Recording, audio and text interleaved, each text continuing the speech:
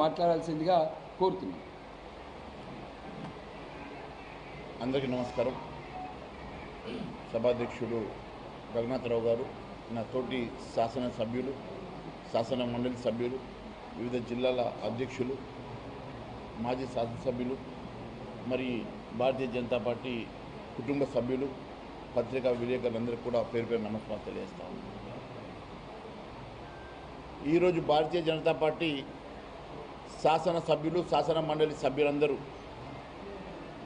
Singareni శ్రీరాంపూర్లో mine visit చేద్దామని బయలుదేరి వస్తే మమ్మల్ని అడ్డుకొని అరాచకంగా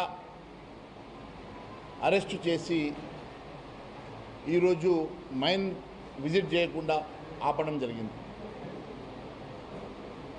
గత 3 రోజుల క్రితమే మా శాసన మండలి సభ్యులు అంజిరెడ్డి గారు లెటర్ ఇచ్చి పర్మిషన్ కోసం వారితో పాటు రఘునాథరావు గారు కలిసి పర్మిషన్ కోసం వెళ్తే ఎండి గారు రమ్మని ఇన్వైట్ చేసి సడన్గా వచ్చిన తర్వాత ఈరోజు అరాచకంగా మా కార్యకర్తల్ని, మా నాయకుల్ని ఈడ్చుకొని వెళ్ళి వెహికల్ ఎక్కించి చాలా దౌర్జన్యంగా ఈరోజు మా కార్యకర్తల మీద వారు చేసినటువంటి కార్యక్రమం చూస్తే ఈరోజు ఈ రాష్ట్రంలో ఎంత అరాచకమైనటువంటి పాలన సాగుతూ ఉన్నదో కళ్ళారా చూడటం జరుగుతూ ఉంది. గతంలో ఇదే సింగరేణిలో అనేక అక్రమాలు జరిగినాయని, అవినీతి జరిగిందని, దాని మీద సమగ్ర దర్యాప్తు చేయాలని గతంలో పిసిసి అధ్యక్షుడిగా రేవంత్ రెడ్డి గారు ఇక్కడ చిలుక పలుకులు పలికిండు. ఇదే విక్రమార్కుడు అప్పుడు సిఎల్పి నాయకుడిగా ఈరోజు అక్రమాలు చేస్తున్నటువంటి గత విక్రమార్కుడు ఇక్కడ సమగ్ర దర్యాప్తు జరుపుతానని చెప్పి ఈరోజు పవర్ మంత్రిగా సింగరేణిలో తన వ్యవస్థను జేబులో పెట్టుకొని ఈరోజు వేల కోట్ల రూపాయల అవినీతి అక్రమాలు చేస్తూ గత ప్రభుత్వం చేసేటువంటి అక్రమాలను కప్పిపూస్తున్నమాట వాస్తవం కాదని అడుగుతున్నా. ఈరోజు ఏ చీకటి ఒప్పందం ఉన్నది నీకు టీఆర్ఎస్కి, గత టీఆర్ఎస్ ఇప్పటి బీఆర్ఎస్ పార్టీకి? గత 10 సంవత్సరాలు బీఆర్ఎస్ ప్రభుత్వంలో వేల కోట్ల రూపాయల అక్రమాలు జరిగినాయని చెప్పి మీరే ఆరోపణలు చేసి ఒక్క దాని మీద కూడా దర్యాప్తు చేయకుండా ఈరోజు మీరు కూడా అదే బాటలో వేల కోట్ల రూపాయల అక్రమాలు చేస్తున్న మాట వాస్తవం కాదా? నిజంగా అక్రమాలే జరగకుంటే ఈరోజు మా బృందాన్ని ఎందుకు అడ్డుకున్నారు? నిజంగా అక్రమాలే జరగకుంటే గత ప్రభుత్వం మీద మీరు ఎందుకోసమని చెప్పేసి దర్యాప్తు చేస్తలేరు? భారతీయ జనతా పార్టీ డిమాండ్ చేస్తూ ఉన్నది, మీరు ఎట్టి పరిస్థితుల్లో సింగరేణి మీద, ఇక్కడ జరిగిన అవినీతి అక్రమాల మీద, అనేక కుంభకోణాల మీద ఎందుకోసమని చెప్పి మీరు హౌస్ కమిటీ వేయడం లేదో, దర్యాప్తు సంస్థలకి మీరు ఎందుకోసం దర్యాప్తు కోసం ఆదేశించడం లేదో సమాధానం చెప్పాలని అడుగుతూ ఉన్నాం. గత ప్రభుత్వం 10 సంవత్సరాలు ఈ ప్రాంతంలో చేసినటువంటి అరాచకాలు అంతా ఇంత కావు. మరి ఇప్పుడు ఇదే కాంగ్రెస్ ప్రభుత్వం ఆర్ ట్యాక్సుల పేరు మీద, బి ట్యాక్సుల పేరు మీద, యు ట్యాక్సుల పేరు మీద ఈ రాష్ట్రంలో అనేక అవినీతి కుంభకోణాలు చేస్తూ ఈ రాష్ట్రంలో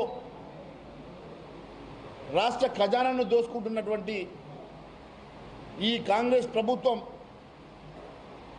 ఈరోజు ఆ డబ్బులేవి సాలన్నట్టుగా సింగరేణి మీద పడడం, సింగరేణి ఆస్తులు దోసుకోవడం, సింగరేణిలో వేల కోట్ల రూపాయల కుంభకోణాలు చేస్తున్న మాట వాస్తవం కాదా? ఒకవేళ ఇది వాస్తవం కాకుంటే వెంటనే హౌస్ కమిటీకి భారతీయ జనతా పార్టీ డిమాండ్ చేస్తూ ఉన్నది. మీకు దమ్ము ధైర్యం ఉంటే వెంటనే సిబిఐకి ఎంక్వైరీకి ఆదేశించాలని చెప్పి కోరుతూ ఉన్నది. మీకు దమ్ము ధైర్యం ఉంటే అఖిలపక్ష కమిటీ వేసి నిజ నిర్ధారణ చేయాలని చెప్పి మేము డిమాండ్ చేస్తూ ఉన్నాం. ఈరోజు 2014 నుంచి 2023-24 వరకు టీఆర్ఎస్ ప్రభుత్వంలో జరిగిన అరాచకాలు కొన్ని వేల కోట్ల రూపాయల కుంభకోణాల్లో కొన్ని నేను చెప్తాను. దాని తర్వాత ఈ హయాంలో జరుగుతున్నటువంటి కుంభకోణాలు కూడా కొన్ని చెప్తాను. రేవంత్ రెడ్డి గారు లంక బిందెలు అని చెప్పేసి ప్రతిసారి అంటూ ఉంటే లంక బిందెల వేటలో ఉన్నాడు అనుకున్నా కానీ నిజంగా ఆయనకు సింగరేణి రూపంలో లంక బిందెలు దొరికినట్టే ఉన్నాయి. మరి లంక బిందెల్ని సింగరేణి నుంచి దోచుకొని హైదరాబాద్కి ఎట్లా తరలిస్తూ ఉన్నాడో ఒకటొక్కటిగా చెప్తాను.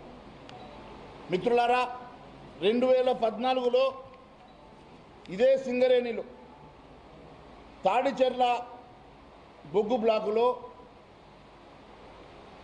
గత ప్రభుత్వానికి స్నేహితుడిగా ఉన్నటువంటి ఏఎంఆర్ కన్స్ట్రక్షన్ కంపెనీ, ఏ మహేశ్వర్ రెడ్డి కన్స్ట్రక్షన్ కంపెనీ ఈ ప్రాంతంలో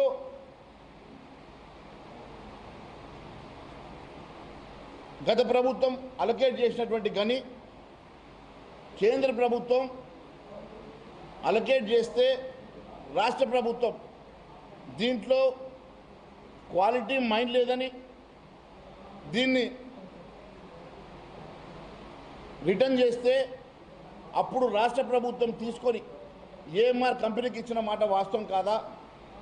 దాంట్లో ఎస్కలేషన్ కోసం 560 రూపాయలు ప్రతి టన్నుకుంటే 3500 రూపాయలకు టన్నుకి గత ప్రభుత్వం ఇచ్చిందన్నమాట వాస్తవం కాదా? తద్వారా 20,000 కోట్ల రూపాయల కుంభకోణం జరిగితే ఎందుకోసమని చెప్పి ఈ రాష్ట్ర ప్రభుత్వం ఏఎంఆర్ సంస్థ మీద గత ప్రభుత్వం అలొకేట్ చేసినటువంటి అంశం మీద ఎందుకోసం ఎంక్వైరీ వేస్తలేదో దానికి సమాధానం చెప్పాలని కోరుతా ఉన్నాను. అంతేకాదు, పూర్ క్వాలిటీ ఉన్నదని చెప్పినటువంటి గత ప్రభుత్వం హై క్వాలిటీ ఉన్నటువంటి మరి తాడిచెర్లలో 3,500 రూపాయలకు కట్టబెట్టి 1,000 కోట్ల రూపాయల దోపిడీ చేసిన మాట వాస్తవం కాదని అడుగుతా ఉన్నాను. సింగరేణి థర్మల్ పవర్ ప్లాంట్ ఎస్టీపీపీలో నైని గనుల నుంచి తీసుకోవాల్సిన 2014-15లో అలాట్ అయినటువంటి ఆ రోజు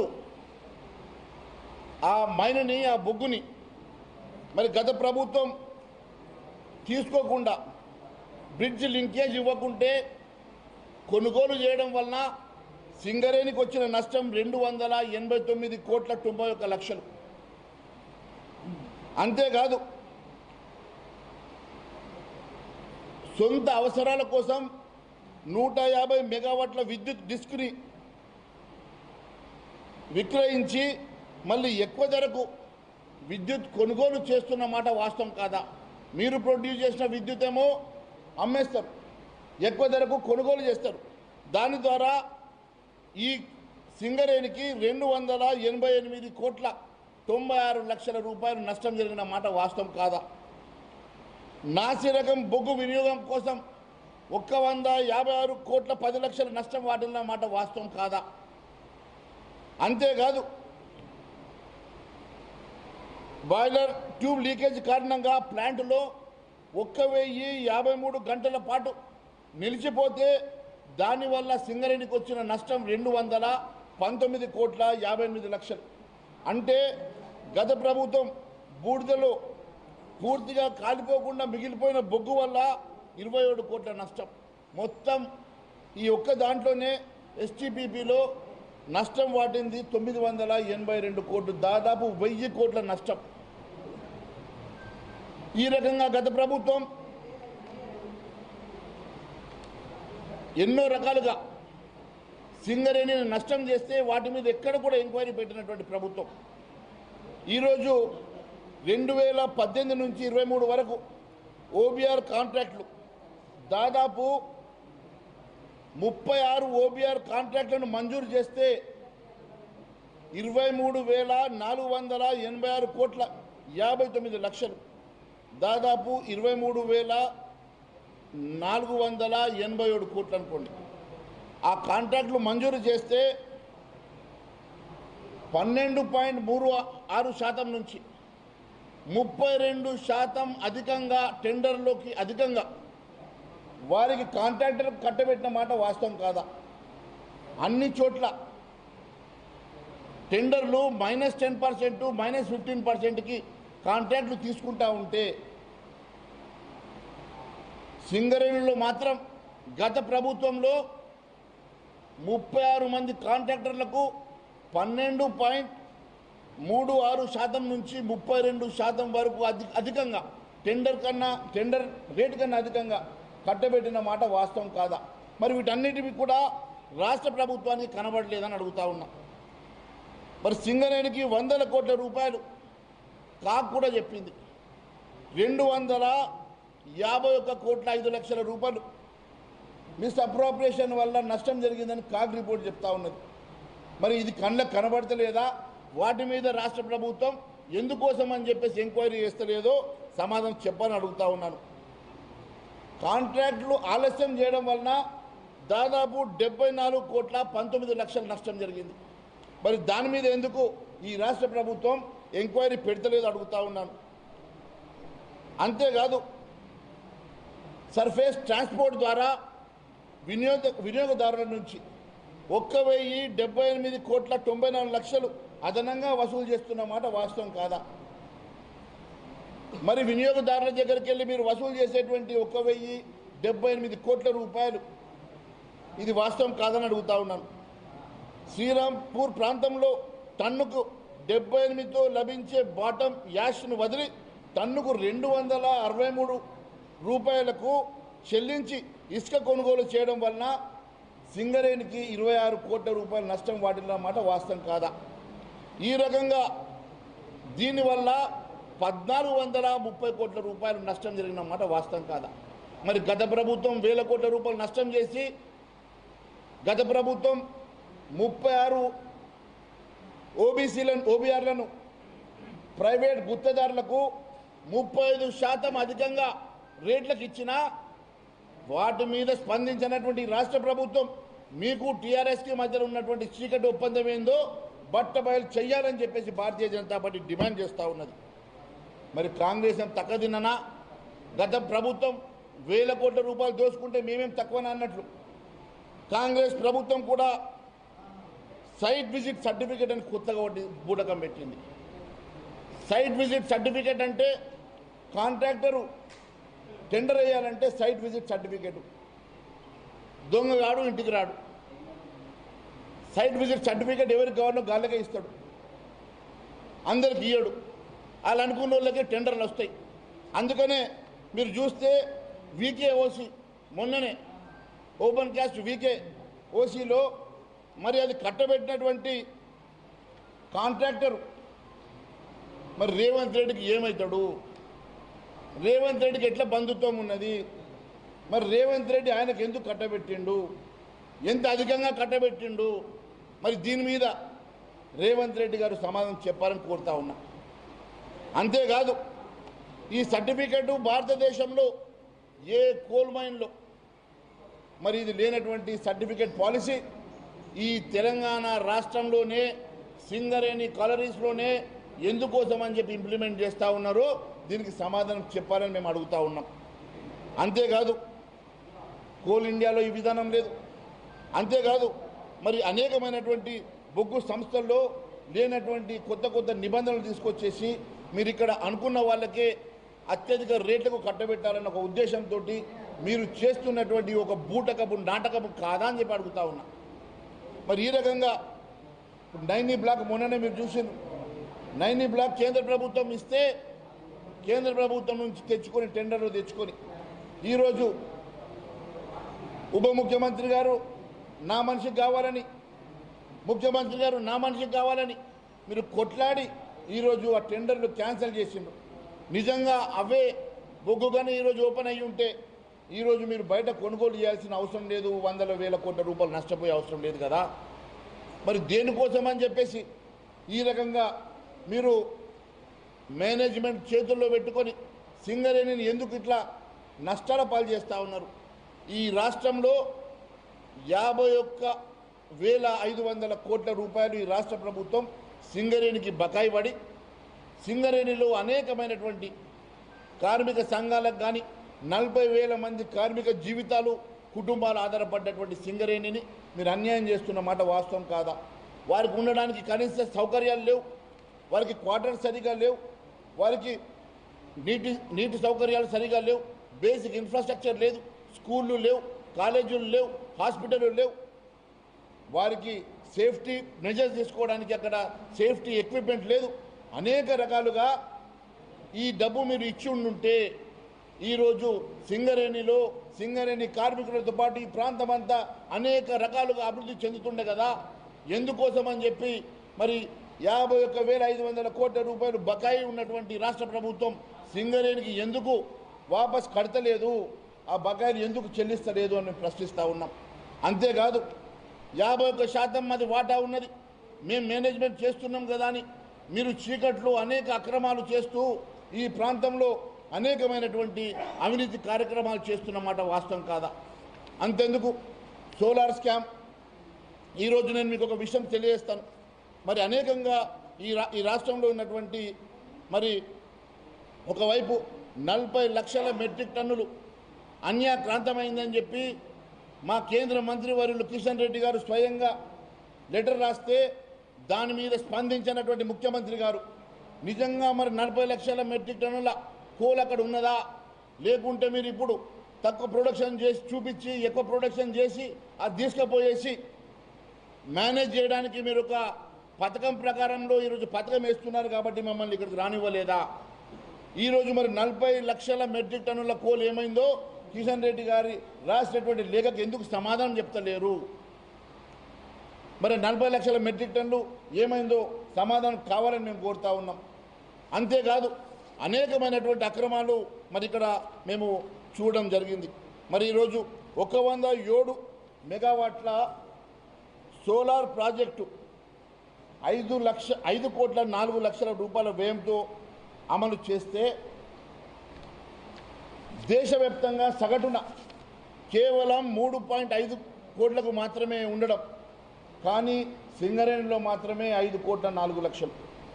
అందులో సుమారు 200 కోట్లు అదనంగా వ్యయం జరిగిన మాట వాస్తవం కాదా? దాని మీద ఎందుకోసమని ఎంక్వైరీ చేస్తలేరో సమాధానం చెప్పాలని కోరుతా ఉన్నాను. అంతేకాదు 67 మెగావాట్ల ప్రాజెక్టు మెగావాట్కి 7 కోట్ల వ్యయంతో సూచిస్తూ ఉన్నారు.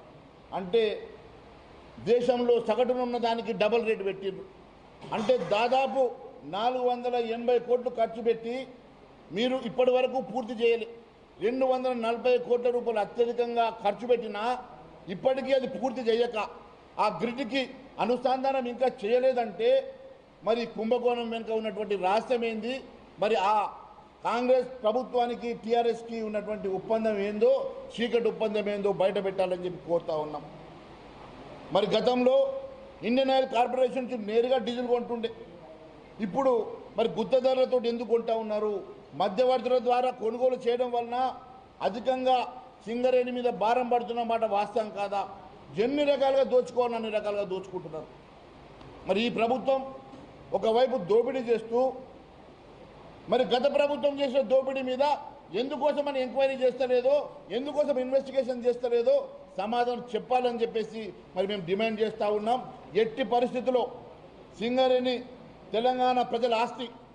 మరి అందువల్ల గత ప్రభుత్వం ఇది కొంగు బంగారం అని చెప్పుకునేటువంటి సింగరేణి, మరి సింగరేణిలో జరిగినటువంటి అనేక అక్రమాలు, అనేక అవినీతి అంశాలను, గత ప్రభుత్వం చేసినటువంటి అక్రమాలను, అవినీతిని కూడా మీరు ఇప్పటికీ నిగ్గు తేల్చి కూడా అదే బాటలో నడుస్తూ సింగరేణిని ఇంకింత అప్పుల ఊబిలకు నడుతున్నటువంటి రాష్ట్ర ప్రభుత్వాన్ని మేము డిమాండ్ చేస్తూ ఉన్నాం.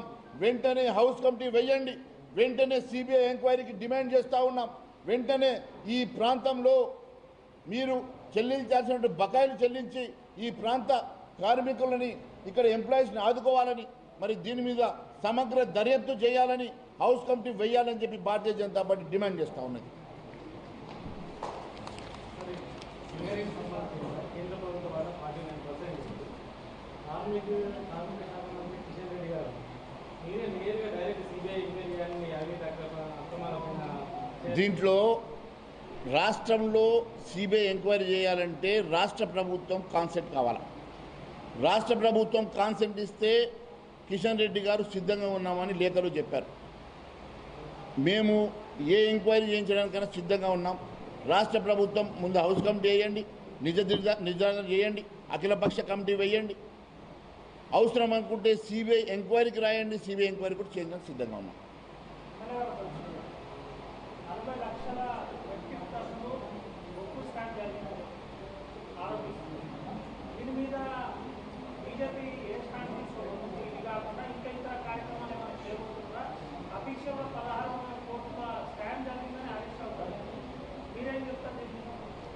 మా కేంద్ర మంత్రివర్యులు కిషన్ రెడ్డి గారు దీని మీద ముఖ్యమంత్రికి నేరుగా లెటర్ రాసి మరి